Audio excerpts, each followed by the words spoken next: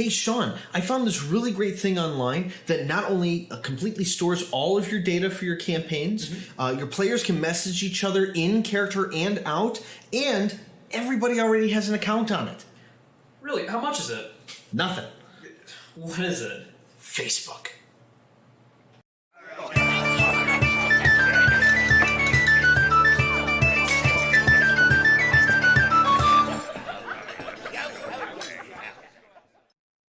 Welcome everyone, I'm Sean, this is Tony, and today we're going to be doing a video about why you should be using Facebook for your homebrew D&D campaign. Yeah, I started this a while ago, and Sean did it too, and it just became a very easy way to keep track of not only your story, but your players and everything else that's going on, and it has this really neat thing about keeping them in character that we'll go into at the end. Yeah, absolutely. Now, obviously, Facebook is probably one of the biggest social media tools out there right now, and we use it to share photos, message each other, and share memes. However, Facebook actually has a structure where you can basically set up your own campaign similar to things like Obsidian Portal and things like that. And all the tools are basically there for you. It's just a matter of how you use it.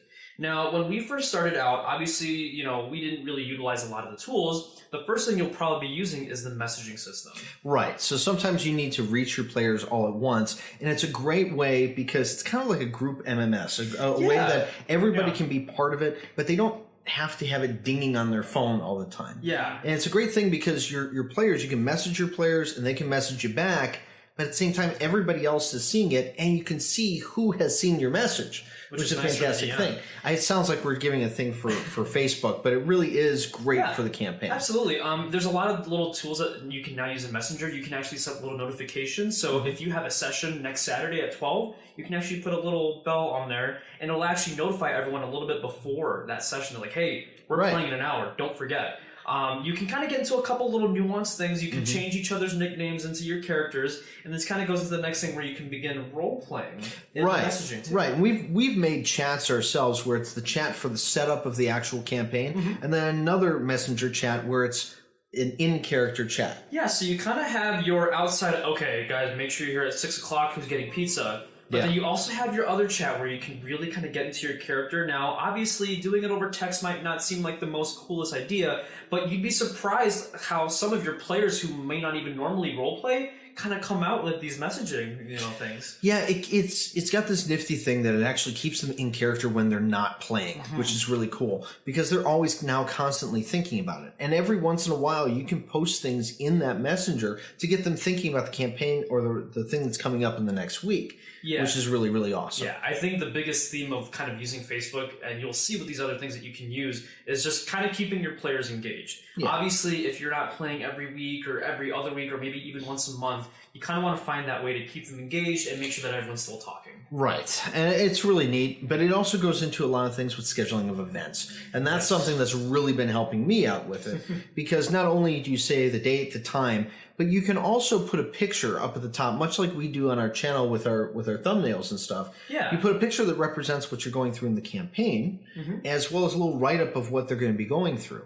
You can even signify it's going to be either combat heavy or story driven or whatever for that session, so people know what they're expecting when they sign up. Right, because there's only so much you can do in the actual Messenger app. You would have to eventually move on to doing events, but it's really nice because anyone who basically has a Facebook account, they can always see that event come up on their feed. They can get notifications to let them know, like, hey, that it's coming up. And it's a good way to even talk within there. People can ask questions. You can continue the role-playing in that event page as well. Sean, I just thought of something with that, too.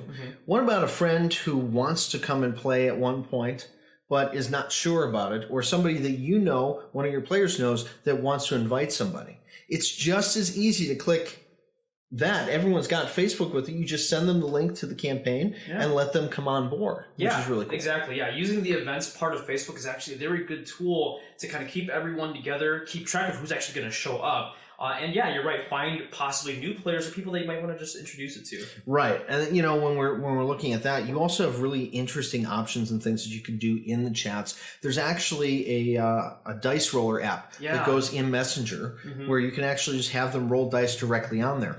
I ran a campaign on that where they were rebuilding this ship in their downtime of what they were doing, and I would have them make checks right there in the Messenger. which is really cool. Which is really cool because, again, people love rolling dice. Yeah. And it's these things that you can kind of do in the downtime to kind of further the actual story itself. Right. Now, you've got your messenger, you've got your events. The next step, and the thing that you're probably going to be using a lot if you do use this, is an actual group page for your campaign.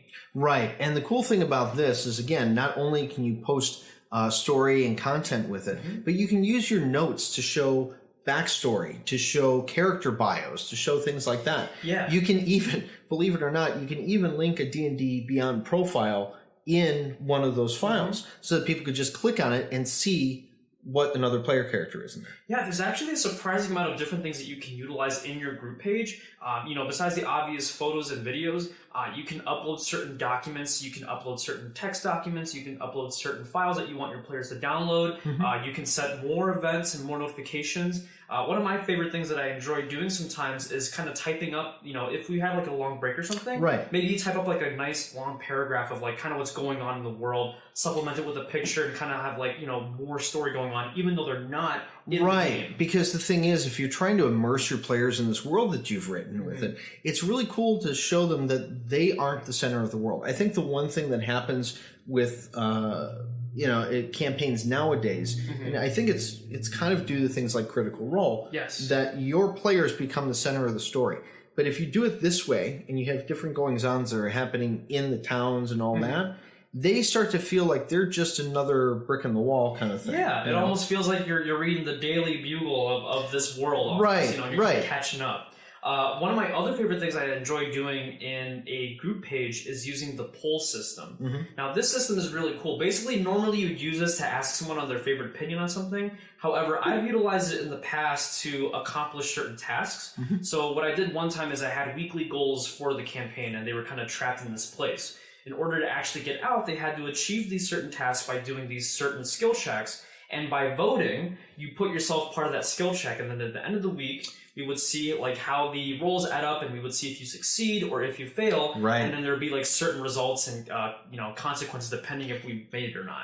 I think it's been the number one thing that we've used outside of our actual sessions to keep our players involved in the story. And it gets bigger and bigger and bigger. There's so many little things and nuances that you can do with it. Changing the character names in the chats, or having people stay in character, out of character. Even little things like linking abilities and stuff like that. So you have a section where all your players have a communication back to the DM. It even helps at the table. And I've had that happen before. Like if you need a player to know something that the other player shouldn't know, you just use Facebook to private message straight on through. It's a good way to like kind of translate those messages to certain languages, or maybe there's like an ancient glyph they're trying to read, and you send it to that. They're like, oh, you can understand it, and you kind of send it over to them. It beats standing up at the table and passing a note, basically. But basically. I think this is a definite thing. I mean, we've used several different things. We've used OneNote for organizing your campaigns. We've used Obsidian Portal. Yeah, Epic GM for Epic GM was a really good one. Piling your things. But in the end, one thing that we've never given up on, and one thing that we've always used for every single campaign that we've ever run, is Facebook. And this is not really a like, hey, let's go Facebook kind of video, but really though, it's a much more powerful tool than just sharing pictures and photos. It's a way for you to organize your campaign. It's a way for you to keep your players engaged. And it's just a great tool to kind of keep the world together when you're not actually playing at the table. And we would love to see some of the tools that you guys are using. Maybe you've got something better than Facebook. Who knows? I don't particularly think we're going to find that, but you guys can definitely do it. Yeah, absolutely. But what are some of the other tools and online websites that you guys use for DMing or for communicating with your players? We would love to hear it. Just write to us here at dmbrewcrew@gmail.com. Oh, good. It's not here. Yeah, okay, good. Yeah. And send us whatever you've got. Of course, we're always looking for new submissions as well, right? Yes. And some of those submissions may make it on our bi-weekly, or I guess not bi-monthly. Is it bi-weekly or bi-monthly? It's bi-monthly now, since every other week. So it might make it on our stream that we do every other Tuesday at 7 p.m. Central Time. It's a good chance for you to send in your submissions and have it play tested right on our stream. And remember, the best campaigns are always the ones that are home brewed and well coordinated. So until next time, keep brewing.